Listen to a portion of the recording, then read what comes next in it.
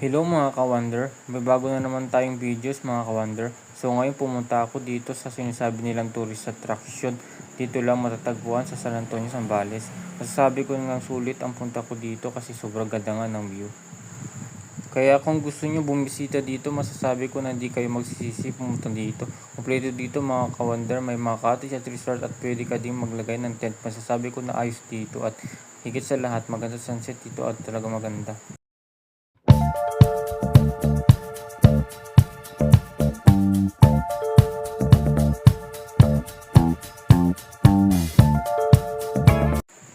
So ayun nga, kung nagustuhan nyo itong video na to mga ka-wonder, huwag niyong kalimutang mag-like at i-click ang subscribe button para makasubaybay kayo sa next kong bagong video. Sa ulit mga ka-wonder, bye bye!